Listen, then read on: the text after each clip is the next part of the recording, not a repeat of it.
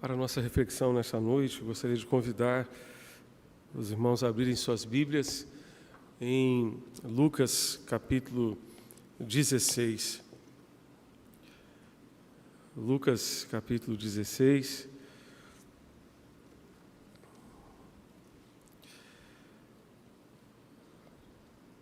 Leremos a Escritura a partir do verso 19. Evangelho de Lucas, capítulo 16, de 19 em diante. Compartilhe a sua Bíblia com quem estiver perto, para que todos possam acompanhar a leitura da Palavra de Deus. Diz assim: Ora, havia certo homem rico que se vestia de púrpura e de linho finíssimo e que se alegrava todos os dias com grande ostentação. Havia também certo mendigo chamado Lázaro, coberto de feridas, que ficava deitado à porta da casa do rico. Ele desejava alimentar-se das migalhas que caíam da mesa do rico, e até os cães... Desculpem, irmãos. E até os cães vinham lamber-lhe as feridas. E aconteceu que o mendigo morreu e foi levado pelos anjos para junto de Abraão, para o seio de Abraão. Morreu também o rico e foi sepultado. No inferno, estando em tormentos, o rico levantou os olhos e viu ao longe Abraão e Lázaro junto dele. Então, gritando, disse: Pai Abraão, tenha misericórdia de mim e mande que Lázaro molhe a ponta do dedo em água e me refresque a língua, porque estou atormentado neste fogo. Mas Abraão disse: Filho, lembre-se que você recebeu os seus bens durante a sua vida, enquanto Lázaro só teve males. Agora, porém, ele está sendo consolado aqui, enquanto você está em tormentos. E, além de tudo, há um grande abismo entre nós e vocês, de modo que os que querem passar daqui até vocês não podem, nem os de lá passar para cá. Então o rico disse: Pai, eu peço que mande Lázaro à minha casa paterna, porque tenho 5 irmãos, para que lhes dê testemunho, a fim de que não venham também para este lugar de tormento. Abraão respondeu: Eles têm Moisés e os profetas, ouçam-nos. Mas ele insistiu: Não, pai Abraão, se alguém dentre os mortos for até lá, eles irão se arrepender. Abraão, porém, lhe respondeu: Se não ouvem Moisés e os profetas, também não se deixarão convencer, mesmo que ressuscite alguém dentre os mortos. Que Deus nos ajude a compreender e aplicar essa palavra bendita aos nossos corações.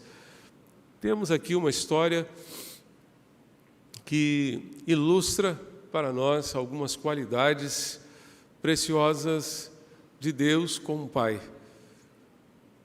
De Deus como Pai. Interessante a gente se lembrar, por exemplo, da oração do Pai Nosso, em que Jesus começa essa oração dizendo: Pai Nosso. Ele se reporta a Deus como Pai, e quando nós olhamos para Deus, certamente podemos encontrar nele a figura de um Pai perfeito. De um Pai perfeito. Quando pensamos na nossa realidade como pais, certamente nos deparamos com a realidade das nossas imperfeições, o quanto somos imperfeitos e o quanto carecemos da graça de Deus, inclusive para exercer a paternidade. Mas, quando olhamos para Deus, nós encontramos inspiração para ser um Pai que realmente agrada ao seu coração.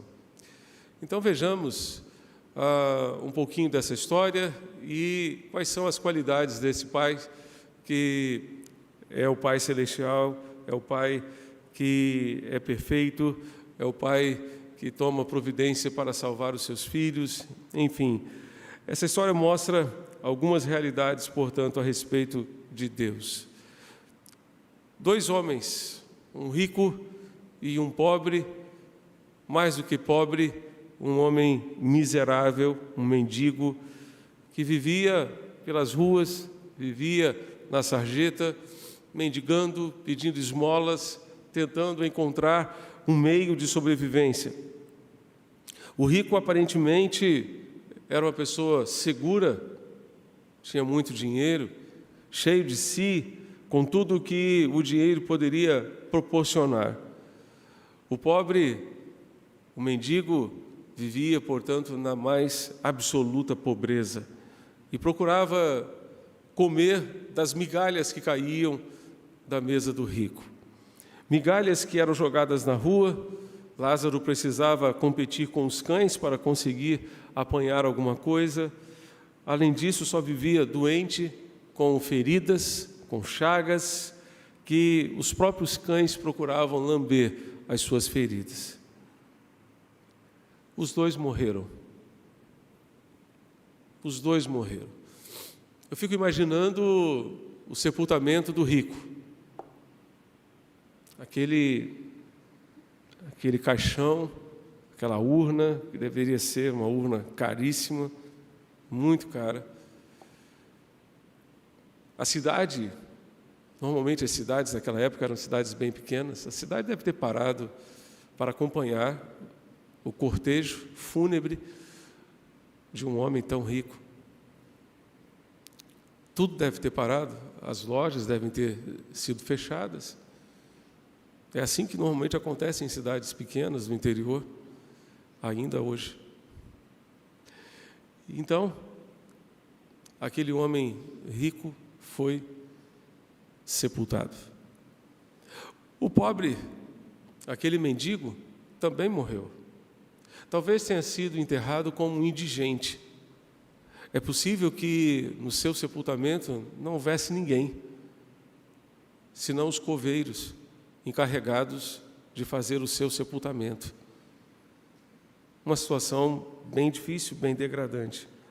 Mas o texto nos diz que, a partir, portanto, da morte de ambos, nós vamos encontrar o que pode acontecer com o ser humano após a sua morte. Os 2 morreram e ambos foram para lugares distintos.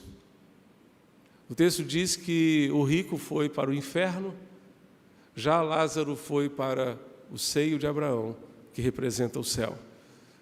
Lá, Lázaro estava sendo consolado, lá Lázaro estava sendo acolhido, abençoado, já o rico estava sendo atormentado pelas circunstâncias que envolviam o próprio inferno. Essas 2 possibilidades são as possibilidades que de fato existem após a morte: céu e inferno. Não existe uma terceira linha, não existe uma terceira possibilidade. Ainda que as pessoas no nosso tempo procurem inventar um terceiro lugar para a vida após a morte, a Bíblia nos apresenta apenas esses 2.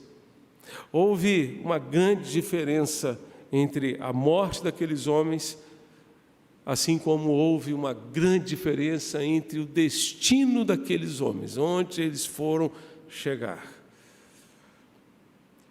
Da mesma forma como existe uma grande diferença entre a morte de quem tem Jesus e a morte de quem não tem Jesus. O salvo, mesmo na hora da morte, tem paz. Mesmo na hora da morte, tem esperança, porque sabe que a sua vida está segura nas mãos de Jesus. Nas mãos de Jesus. Sexta-feira, naquele voo que caiu em Vinhedo, São Paulo, 62 pessoas morreram. Pelo menos uma delas era um servo de Deus, membro de uma igreja batista no interior do Paraná. Ele já está com Jesus. Ele já está com Jesus. Eu me lembro da experiência de Estevão, Estevão estava sendo apedrejado, os judeus rangiam os dentes de tanto ódio, de tanta raiva daquele homem de Deus. Mas enquanto ele estava sendo apedrejado, ele viu o céu aberto e o Filho de Deus sentado à direita do trono de Deus, pronto para recebê-lo, pronto para acolhê-lo.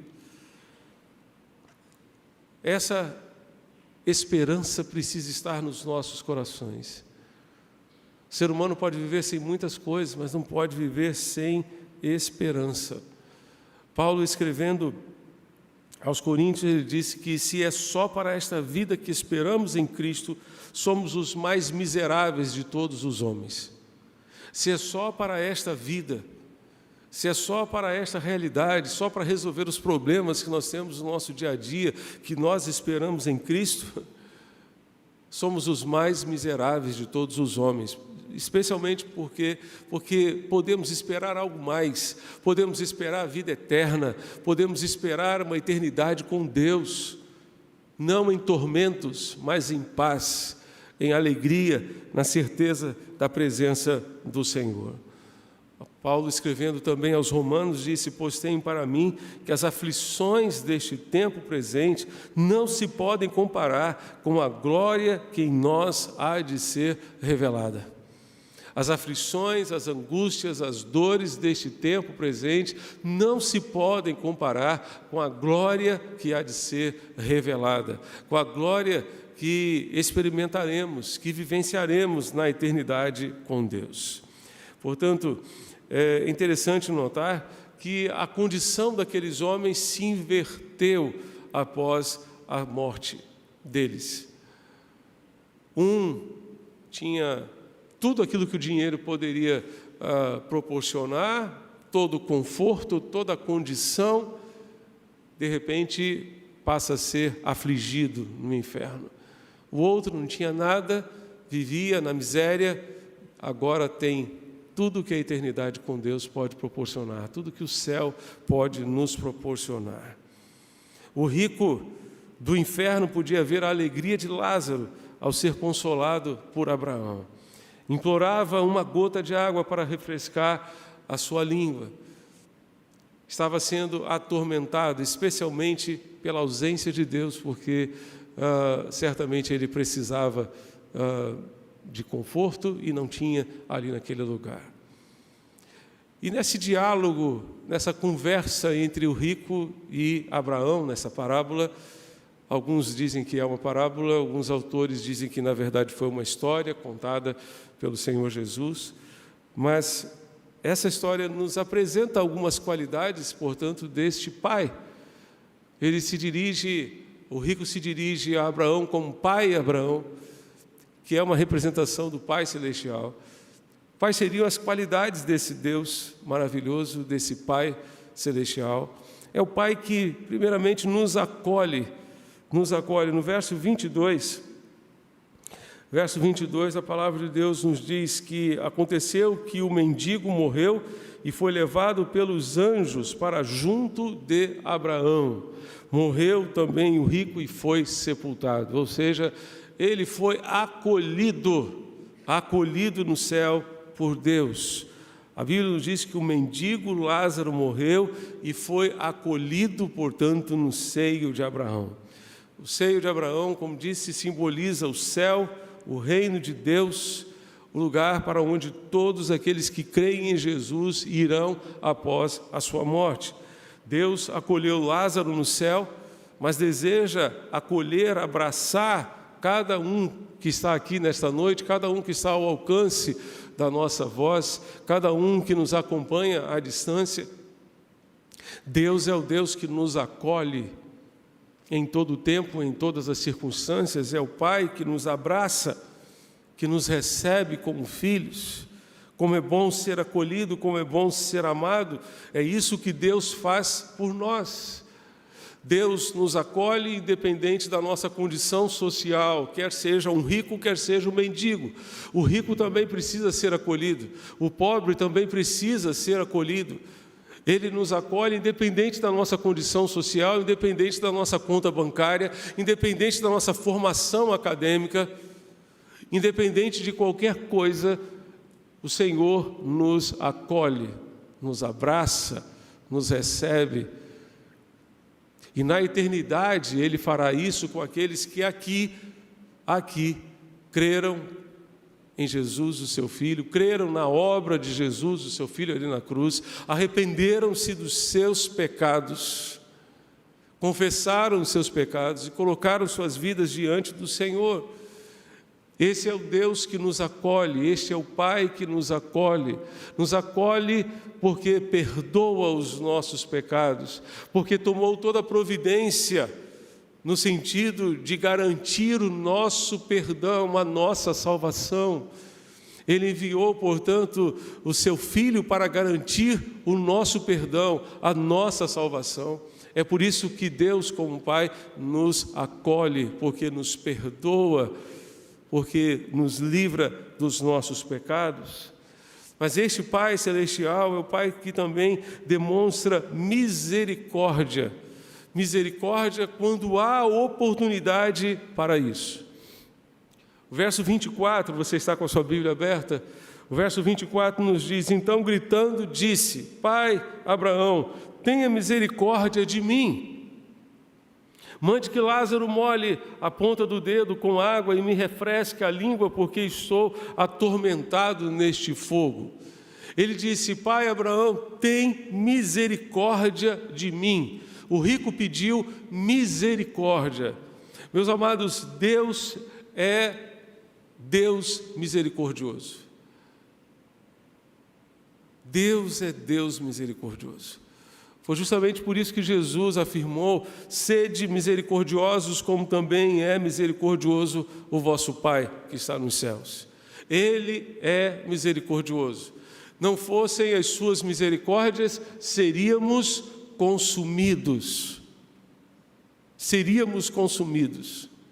Porque Deus é rico em misericórdia, Ele providenciou um meio para nos salvar, enviando o seu Filho para morrer no nosso lugar e levar sobre si toda a culpa que deveríamos receber por causa dos nossos pecados. O castigo que nos traz a paz estava sobre ele, e por causa das suas feridas, pelas suas feridas, pelos seus ferimentos, pelos seus sofrimentos naquela cruz, nós fomos sarados.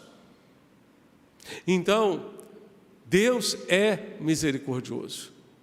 As suas misericórdias são a causa de não sermos consumidos. Renovam-se a cada manhã, disse o profeta Jeremias. Grande é a sua fidelidade para conosco. Que seria de nós se não fosse a misericórdia de Deus? Que seria de nós se não fosse a compaixão de Deus para conosco? Foi justamente por isso que o salmista pôde exaltar em alto e bom som: bondade e misericórdia certamente me seguirão todos os dias da minha vida, e habitarei na casa do Senhor por longos dias. Bondade e misericórdia seguem aquele que nele confia, aquele que coloca a sua vida sob os cuidados deste bom pastor, que é Deus, deste Deus que nos ama, deste Deus que deu o seu próprio Filho para nos salvar. Deus é Deus misericordioso. O nosso Pai Celestial é uma referência de misericórdia. As suas misericórdias não têm fim, renovam-se a cada manhã. Mas há um porém aqui nessa história. Há um porém. O porém está justamente neste verso 24. O rico pediu misericórdia quando não havia mais possibilidade de usufruir da misericórdia de Deus. Portanto, Deus é Deus misericordioso e manifesta a sua misericórdia enquanto há oportunidade para isso. O pai, Abraão, teve que dizer ao rico: eu sinto muito. Eu sinto muito. Infelizmente, existe um abismo entre nós e vocês. de sorte que os que estão aqui quiserem passar para aí, não tem como ir aí. Os que estão aí quiserem vir para cá, não tem mais como vir para cá. Você desperdiçou as oportunidades que você teve. Você desperdiçou as oportunidades. Esse é o grande porém. Deus demonstra misericórdia enquanto há oportunidade para isso. Enquanto estamos neste mundo, enquanto temos vida, podemos aproveitar para aproveitar as misericórdias do Senhor. Devemos tomar posse do seu amor, da sua graça, da sua compaixão, do seu perdão. Este é o momento em que podemos e devemos clamar a Deus pedindo misericórdia. Quantas e quantas pessoas ao longo do ministério de Jesus clamaram misericórdia. Jesus, filho de Davi, tem compaixão de mim, disse o cego Bartimeu. Quantos outros clamaram pedindo compaixão, pedindo misericórdia? Enquanto estamos neste mundo, podemos clamar, podemos pedir a misericórdia de Deus, e Deus certamente a dispensará a cada um de nós. A todo aquele que a Ele clamar, a todo aquele que a Ele suplicar, a todo aquele que disser: Deus tem misericórdia de mim. Enquanto você tem vida, você pode buscar a Deus, você pode buscar a misericórdia de Deus, deste Pai Celestial. Ele tem poder para restaurar a sua vida, Ele tem poder para perdoar os seus pecados. Por isso, coloque a sua esperança no Senhor, neste Deus compassivo e misericordioso.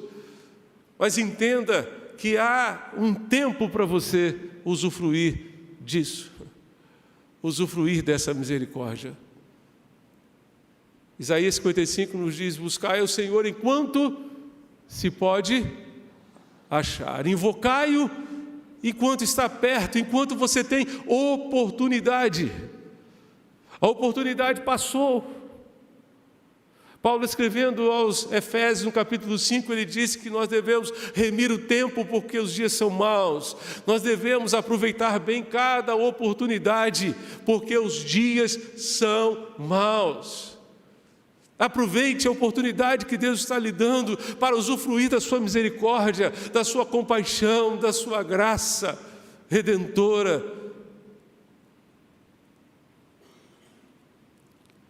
Paulo, escrevendo aos Efésios, no capítulo 2, ele diz que Ele, Deus, nos deu vida, estando nós mortos nos nossos delitos e pecados. Estávamos mortos nos nossos delitos e pecados, mas Deus nos deu vida. Ele, sendo rico em misericórdia,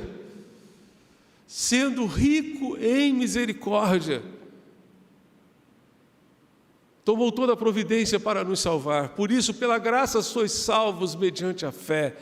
Isso não vem de vós, não vem da vossa capacidade, não vem da vossa competência, não vem do vosso mérito. Vem pela graça de Deus. Pela graça sois salvos mediante a fé. Isso não vem de vós, é dom, é presente de Deus. Não vem das obras para que ninguém se glorie em si mesmo. Porque somos feitura sua, criados em Cristo Jesus para as boas obras, as quais Ele de antemão preparou para que andássemos nelas. Este é o Senhor misericordioso, que deseja ainda hoje dispensar a cada um de nós a sua misericórdia. Você já tem usufruído da misericórdia de Deus? Se ainda não, é tempo de fazer isso. É tempo de tomar posse da misericórdia do Senhor. Mas se o Senhor nos acolhe, o Senhor dispensa a sua misericórdia, Ele nos alerta também, esse Pai Celestial, nos alerta quanto à realidade da morte e da vida. Ele nos alerta quanto à realidade da morte e da vida. Versos 25, você está comigo? Lucas 16, verso 25. Mas Abraão disse: filho, lembre-se que você recebeu os seus bens durante a vida, enquanto Lázaro só teve males. Agora ele está aqui consolado, enquanto você está em tormentos. E além de tudo, há um grande abismo entre nós e vocês, de modo que os que querem passar daqui até vocês não podem, nem os de lá passar para cá. Então o rico disse: eu peço, Pai, que mande Lázaro até a minha casa paterna, porque tenho 5 filhos, para que dê testemunho, a fim de que não venham também para este lugar de tormento. O pai Abraão, Pai Celestial, está aqui falando sobre a realidade da morte, dessas duas possibilidades após a morte, céu e inferno. As pessoas podem até imaginar outras possibilidades, mas como disse no início, a Bíblia garante que só existem essas duas possibilidades. Jesus disse que o inferno não foi preparado para o ser humano. O inferno foi preparado para o diabo e para os seus anjos. Para os seres humanos, Deus preparou o céu. Jesus disse: eu vou preparar moradas. Eu vou preparar moradas. O céu é um lugar de paz, o inferno é um lugar de tormento. Lázaro foi consolado no seio de Abraão. Ele tinha paz em seu coração. O rico estava em tormentos. Que tormentos são esses? O principal tormento é simplesmente a separação de Deus, o afastamento de Deus, a tristeza, o remorso por não ter aproveitado as oportunidades que Deus lhe concedeu enquanto teve oportunidade. Esse é o grande tormento, essa é a grande chama do inferno. A tristeza, o remorso por não ter aproveitado as oportunidades que Deus concedeu. A dor em saber que seus familiares mais queridos também poderão ir para esse lugar de tormento, se não aproveitarem as oportunidades que Deus lhes conceder para se arrependerem dos seus pecados. Sim, o céu é um lugar de pecadores. O céu é um lugar de pecadores, arrependidos. Arrependidos. Pecadores que se arrependeram dos seus pecados. Outro tormento daquele homem, outro tormento do inferno é a dor em saber que não há jeito, não há solução. Há um grande abismo que nos separa, que separa o céu do inferno. De sorte que os que quiserem passar de um lugar para o outro não podem passar. Não tem mais jeito, não tem mais solução. Essa, certamente, é a maior tormenta, é a maior dor. Após a morte, não há mais nada que você possa fazer para reverter o seu destino eterno. Por isso, Hebreus 4, verso 13 nos diz que ao ser humano está ordenado morrer uma só vez, porque ele vai viver uma só vez, não 2 vezes. Ao ser humano está ordenado morrer uma só vez, vindo depois disto o juízo. O juízo. Todas as coisas estão nuas e patentes aos olhos daquele a quem teremos que prestar contas. Deus nos adverte para esta realidade, para a realidade de que você só pode definir o seu destino eterno aqui. E se você ainda não fez isso, você precisa fazer agora, você precisa tomar essa providência agora. E o que vai garantir o céu para você, para mim, para cada ser humano, não é o fato de sermos membros de uma igreja, não é o fato de sermos religiosos, de termos uma aparência de piedade, como Paulo adverte Timóteo, que foi pastor na igreja de Éfeso. Estes têm aparência de piedade, mas negam a efetividade do poder de Deus nas suas vidas.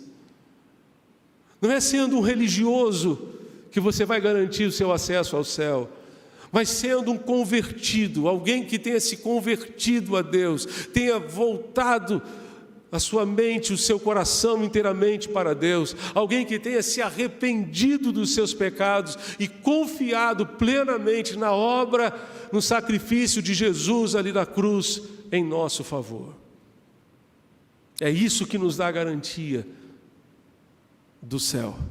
É isso que carimba o nosso passaporte para o céu: fé e arrependimento. Fé e arrependimento. Deus, o Pai, nos adverte sobre a realidade da morte. Estamos caminhando para a eternidade. Precisamos nos preparar, tomando decisões enquanto temos oportunidade. Não será possível pedir a Deus misericórdia depois. Aqui nós podemos cometer erros e pedir a Deus misericórdia. E Ele nos dará, porque Ele é misericordioso. Mas depois não haverá mais jeito. E Ele nos adverte a respeito da realidade da vida. Enquanto temos vida, o que devemos fazer? O que devemos fazer está também nesse diálogo entre o rico e o pai Abraão. Ele diz: se Lázaro não pode vir até aqui para pelo menos me ajudar a me refrescar nessa chama, nessa tormenta, por favor, permita que ele vá até a casa do meu pai, porque eu ainda tenho irmãos que, se não mudarem de vida, virão para cá também. Eu quero pelo menos aliviar o sofrimento deles, impedir que eles venham para esse lugar de tormento. E o pai Abraão diz: eles têm Moisés e os profetas, ouçam-nos. Não, se alguém ressuscitar dentre os mortos, eles vão crer. Se eles não ouvem Moisés e os profetas, tampouco crerão, ainda que alguém ressuscite dentre os mortos. Eles não ouvem Moisés e os profetas. Eles têm Moisés e os profetas, ouçam-nos.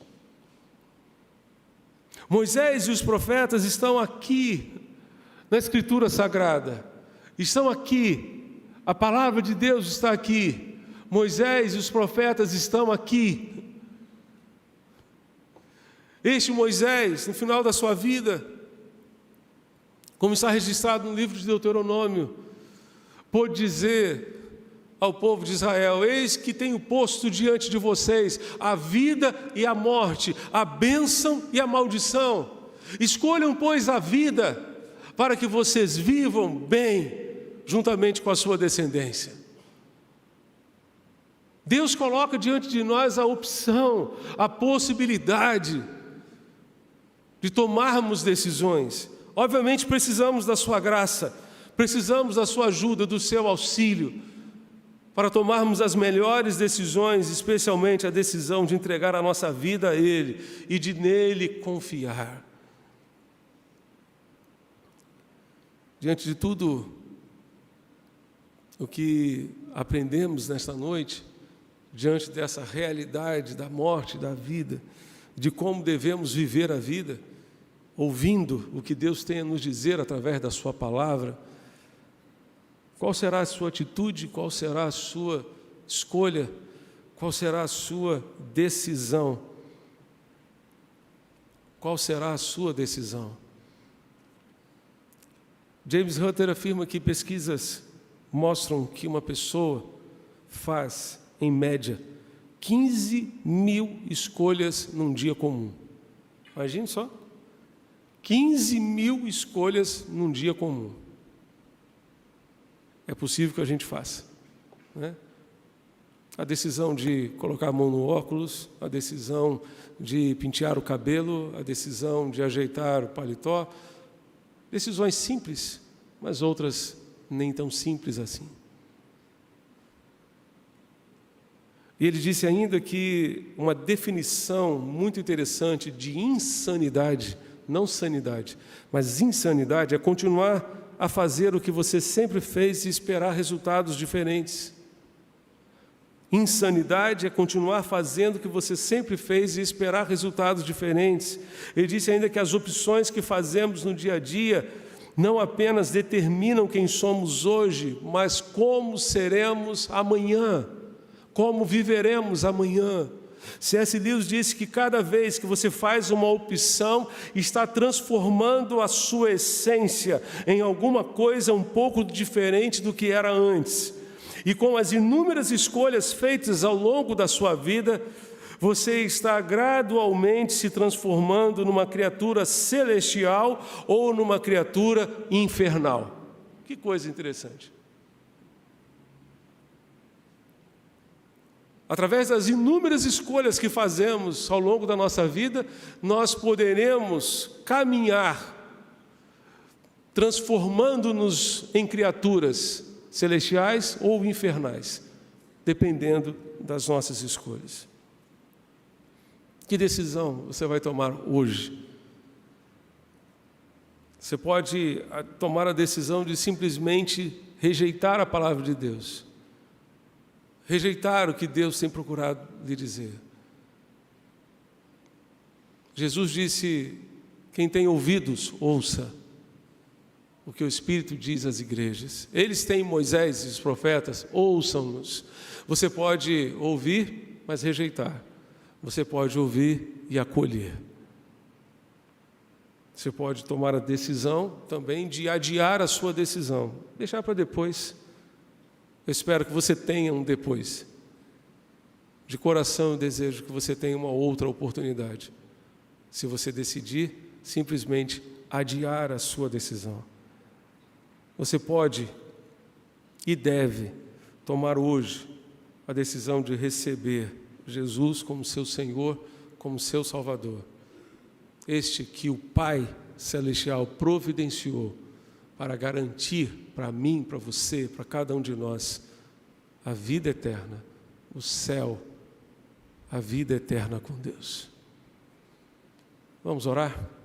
Você pode fechar seus olhos para falarmos com o Senhor. Coloque-se diante desse Pai que acolhe, desse Pai que nos trata com bondade e misericórdia, este Pai que nos adverte também sobre a realidade da vida e da morte. Coloque-se diante dele, fale com ele.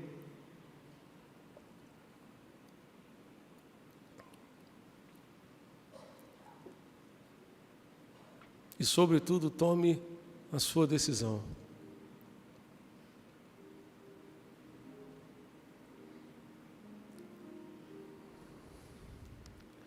A decisão de viver uma nova vida aqui e de usufruir já da misericórdia de Deus aqui, enquanto você pode usufruir.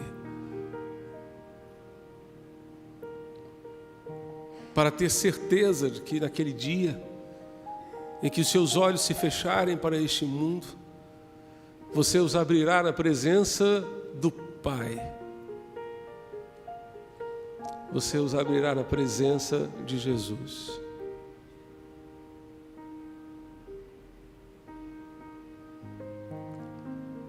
E poderá ouvir a sua voz dizendo: bem está, servo bom e fiel. Sobre o pouco foste fiel, sobre o muito te colocarei, entra na alegria do teu Senhor.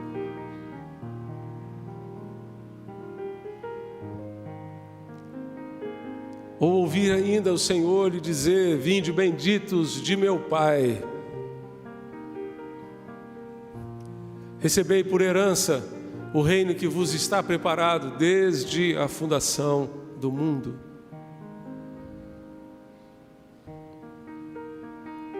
Tudo isso o Senhor preparou para você, mas você precisa tomar a decisão agora.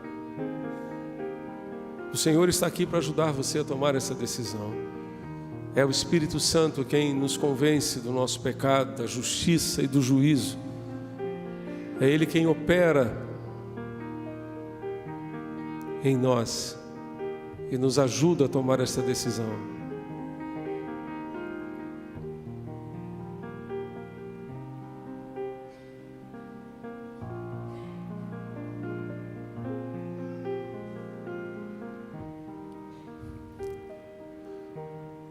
Se você já entregou a sua vida a Jesus, renda graças ao Senhor. Se você é um mero religioso, e ainda não entregou a sua vida de fato a Cristo, esse é o momento de você tomar a sua decisão. Se você ainda não entregou a sua vida a Cristo, este é o momento. Se você está afastado dos caminhos do Senhor, do propósito de Deus para a sua vida, este é o momento de se reconciliar e voltar para o Senhor. Convido os irmãos para ficarmos de pé e cantarmos ao Senhor, nosso Deus, ao findar o labor dessa vida.